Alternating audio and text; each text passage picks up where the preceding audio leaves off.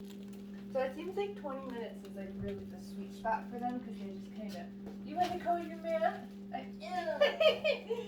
We're not doing that one yet. Come here. Let me pick it up. Yeah. So funny. They start to know that mat like real quick.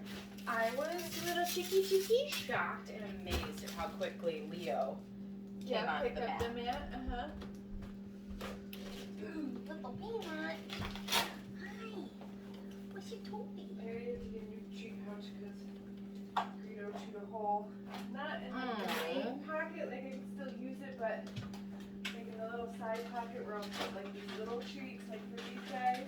Yeah. Oh, good boy. I think my biggest complaint Good boy. with this would be that it is hard to stay open. Yeah. I'm sure the more I use it, it'll. This one has been like my favorite. There's another one that I wanted to try that is there's like silicone or something like that, and a lot of people really like it. You can like wash it out in the like in the sink and put the dishwasher and stuff. Oh, that would be nice. Yeah, so it's nice if you have like slimy treats or something. Or if you have a dog who can't eat other treats. Mm-hmm. Okay, so let me set my timer here. Okay. Oh, let's get your harness on. This is a different kind of harness than we've done Is that the before. one over the head? Yeah. So the other one was like the step-in one. Here. There it is. He really loves these bilges. Oh, good boy.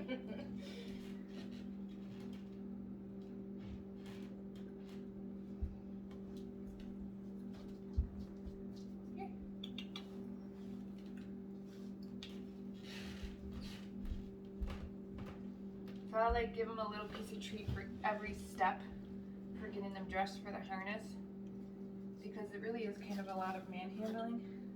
And I feel like that's going to be the more common type of harness. I don't know. It really just kind of depends. Like a lot of smaller dogs that people like those step-in harnesses.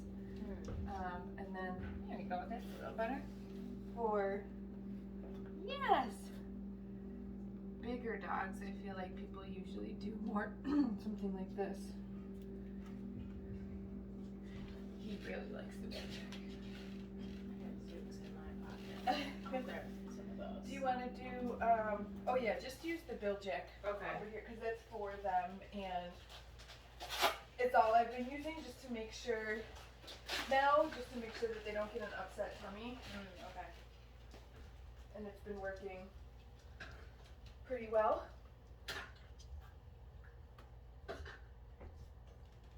Winston, touch. Good boy. He like default sits all the time too, which is so cute. Touch. Oh. Mm-hmm. Winston, touch. Good boy. I don't know why my camera looks crooked. Do you want to do some hand targets this way, like in heel position? Go see Marissa. Winston.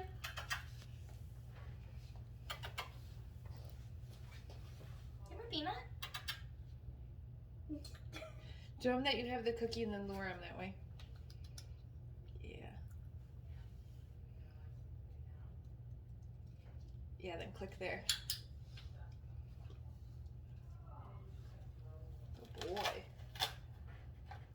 So with this, I have him Next to your foot, it could be either one. And then have him just follow and then click and then put the cookie down right next to your foot. Yeah. It's almost like the very first teeny tiny step in loose leash walking. It's just kind of having the puppy follow you in heel position. And then I'll do a U-turn.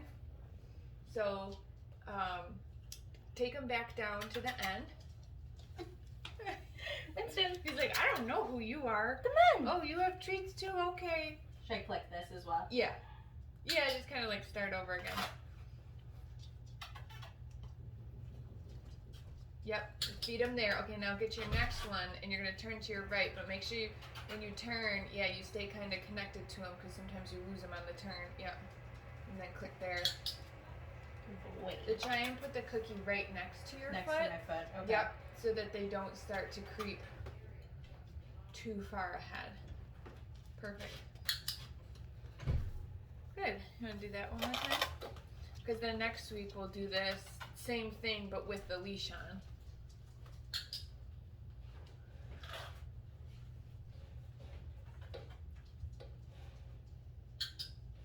Good boy.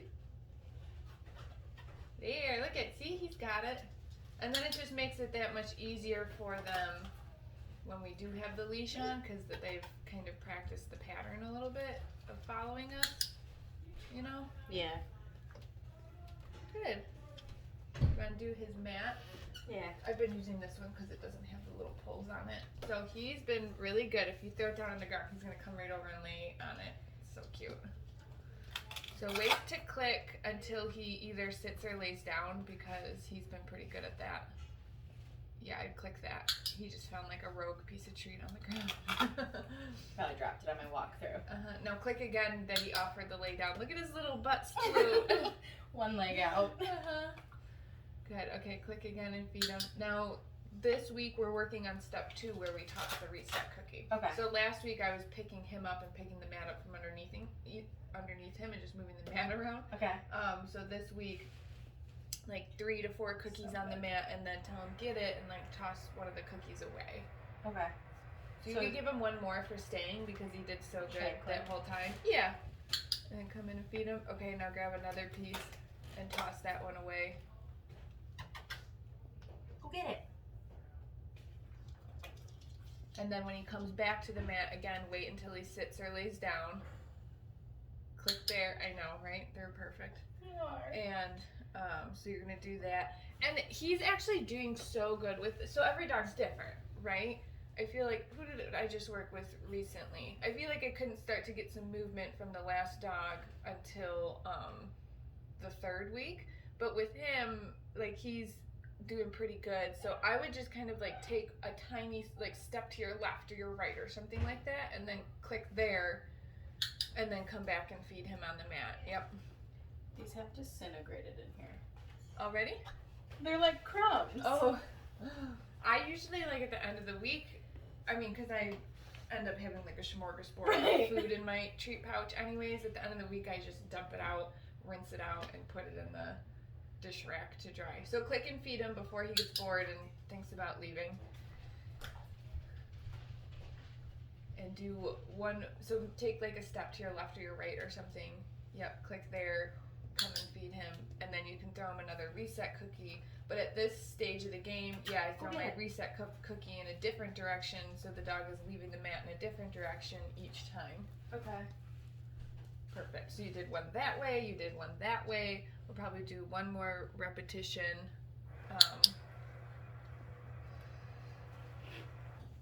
He's so sweet, isn't he? So sweet. Would you click that? Yeah, yeah. Anytime the dog offers me like a more stationary position on the mat, I'll click that and reinforce it. So like a next step for him, so maybe next week we might think about this. Right now we're waiting to click until he at least sits. Next week we might not click until he goes all the way down. To a lay. We're just kind of upping that criteria just a little bit, you know? What a good boy. You're so smart. Mm-hmm. Okay, we're losing crumbs. Should I reset this one? Sure, if you want to. There's not really like, so if he's getting up, I would try to reset him or get him back onto the mat so he doesn't leave on his own. Do you know what I mean? I want the dog to think when they're on the mat that they have to stay there until you know, we release them. Okay. Go get it. And then you can still move the mat now. So sometimes I'll do a combo of, here, reset him again. I'll do a combo of step 1 and step 2. And tell him to go get it. Now just move the mat. Move it more like back there so the camera can see. Yeah. And then you can point. Yep. As soon as he goes over to it. What a good boy. So, you can get creative with things too. Just because we've moved on from step one doesn't mean we never do it again. Right. Good boy.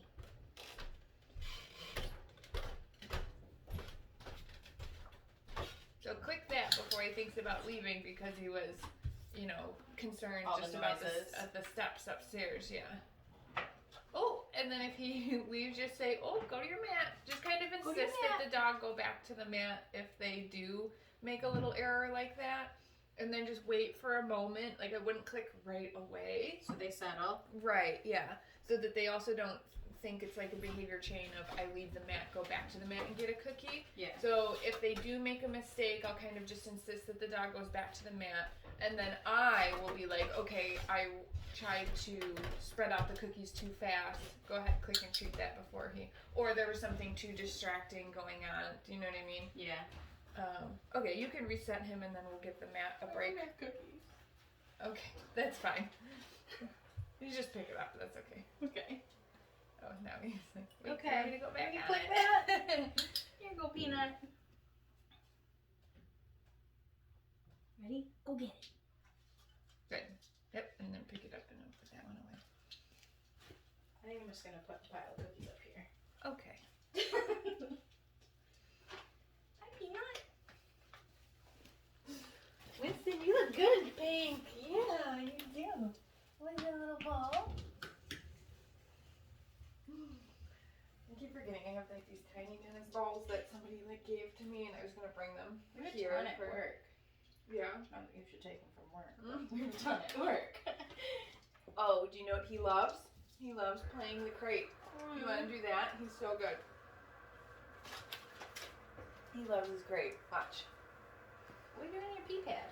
Because he's trying to get in the crate. So, let me talk you through this one. I try to do a little bit with the crate. Do you usually do that at week 3? But on the second week, I'll try to do a little bit with it. Okay. Okay, so go ahead and open it up. Like, he already knows what he's supposed to do. So don't give him a cookie until he starts to go in, but you're gonna click when he starts to go in. I need to eat stuff. I'm sorry. Oh, that's okay. My mom was at the hospital. Oh no, So sorry. I'm making formula. Oh, that's embarrassing, So- dude. Girl. Well, I don't know where the I black have one went. more. I have I took them upstairs. It looks good in pink. He I'm does look sorry, good in pink. He's very confident in his masculinity. It's Okay. Okay, so just point to the opening of the crate, and as soon as he kind of sticks his nose in, I would click that, and then I would feed him a treat. So click that. Crate? Yep, and then just toss it in or drop it in from above. So this is shaping to get the dog to go in on their own without us luring them. So now you've got feed in. Yep, so you can click and feed that. They're doing that all on their own upstairs. Yeah. They Oh, put good. themselves to bed. Okay, and then click again for him staying. And then at this point, he's pretty comfortable in there, so I will close the door. Okay, and then click for the door being closed. They'll find it. Okay. Sometimes if they don't find it right away, I'll just drop another one in there.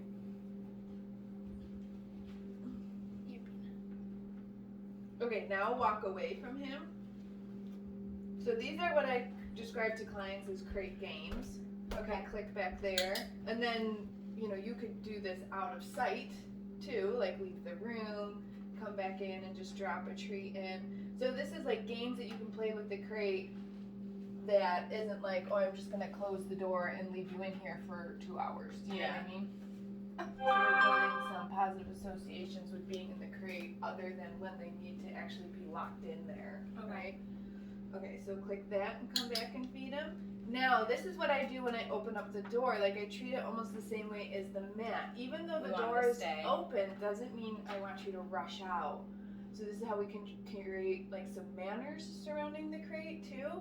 So I want you to be ready with the clicker and a cookie. Okay. And as soon as you start to open that door, you're gonna click and reach in and feed a treat for being inside. Okay. Okay, so he doesn't rush out. So right there, click, and then, yep, put one in there, and then open up the door some more, and click. Oh, okay. So it's almost like you want to bring that cookie that is going to kind of keep them in a little bit. So no big deal. We can try it again. Okay. And I'll try to do that as the door is all the way open, and then the final cookie will be that get it cookie. So click that for him going in again. Why can't you see the cookies? I'm a dumb baby and my eyesight isn't fully developed yet. I think it's around like 12 weeks or I don't remember. 12 to 14 weeks that like their depth perception is completely like. So go ahead and try and close the door, and then you can click for the door being closed.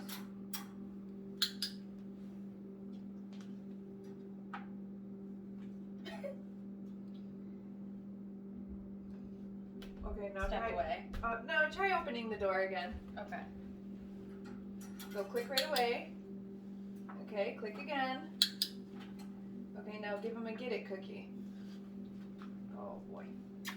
Get it. There we go. So now we taught him, like, don't come out of the crate until I tell you. Okay. So instead of saying get it for this one, I might use a release word like break, all done, okay, you know, whatever if I was working with a client, like whatever they would want to pick for that. A lot of people just like okay because it comes off the tongue easily. Yeah. It's what most people want to say. So with puppies that you're doing at their house, like you would ask them. Yeah, he went in there all on his own now. Like, Yeah. Pick that and feed him. He's such a good boy. Yeah, I would say, like, we can give him a release word. What do you want to use? Most people like these words, and I list them off, and they can tell me what they want to use. I always use the first word presented to me. There's got to be some psychology behind it, right? Probably. Okay, no more crate. It's so funny because he's going to try, though, because I like it. Right, it's so cute. Why don't you try some sits and downs? He's actually really good. Like he'll do a sit, click and feed, and then see if he'll go right into a down with a hand signal. Ooh, you checking out stuff back there? So call his name and you can click him when he comes to you. Yeah, good. Good job, Bubba.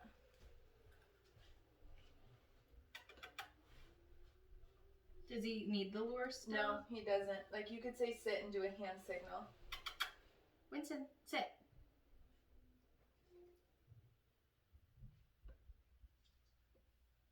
Click there. Yeah, That was cute. It was adorable. Yeah. Sit.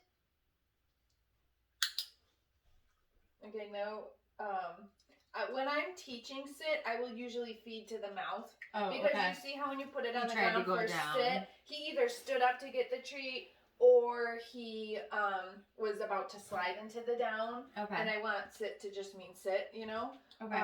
So I'll usually feed to the mouth for sit, and then for down, I will put on the ground right in between their front legs. And that's just being strategic about my reinforcement delivery. If I wanted to keep doing repetitions of sit, maybe I would click and then toss the treat a little bit further away so the dog had to get up to go get that treat, so then that they were set up for another repetition of sit. So this time, just bring them into a down. And you can say down. Like, down. He's been pretty good with it. Oops. Winston. So you could tell him sit again because he knows that one. Sit. Sit. What do I do? I think it's funny because he's been doing it with me and So like Jay well. so much, but now it's like a new person. Down. So it's just kind of, this Down. is how dogs generalize behavior, right? He's like, oh, I don't really have as much of a reinforcement history with you. So. Right. So why don't you do it with a food lure a Okay. couple of times with him? Sit. Come here. Sit. So when we think about the food lure, think of it just like when you are fishing and you have a real lure. I want to hook the dog before I start Let him moving lick it. Yeah, I'm really going to let him know that it's there. And then I'm going to move it slowly, and I'm going to try to stay connected the entire time. Okay. So you see how he was licking my hand the entire time? Yeah. My hand never came away from the dog's mouth. And if it did, then I brought it back closer to the dog's mouth again. so that I could rehook them onto my lure. So the dog is the fish and my hand is the lure. Okay? Okay. Down. Oh, you little stink pot. He's making me a liar. He's been doing down so good. Then I'm gonna click and then I'm gonna feed. Okay. Good boy. He's got a cute face. I know he does, right? He's got like those puppy dog eyes. Like, I can't ever get in trouble.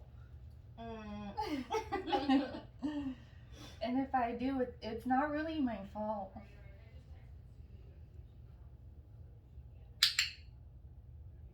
Good boy.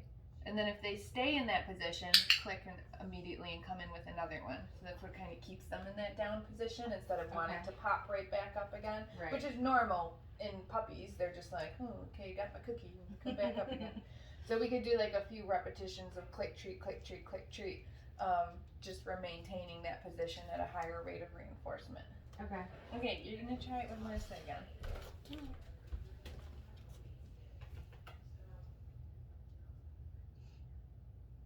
Oh my goodness, our timer is already at a minute. Like left? Yeah, this could also be why, because we're getting close to the end of our training session too. Yeah, he's over this cookie. Let's try a bigger one. I was just gonna say that. Just try a bigger one, so maybe it'll be easier to follow. Bring them right into the down. Down. Just hold it there. Oh.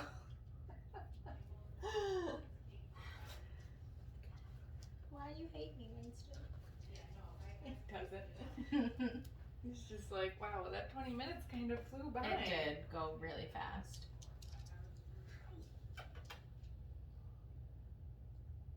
So like if I'm talking to clients specifically, I tell them 10 or 15 minutes for a training session because there's a learning curve for both the dog and the owner, because the owner's not a dog trainer. Like we're training them to be a dog trainer, so their skills aren't perfect and the dog's still learning. Yeah. So like 10-15 minutes is probably best for your average client who doesn't have a lot of training chops or experience.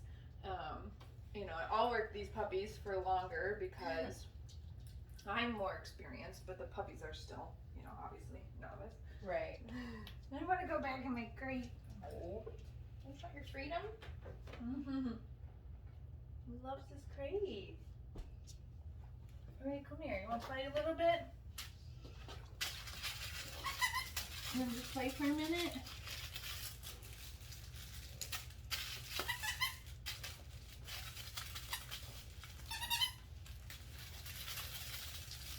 Yeah.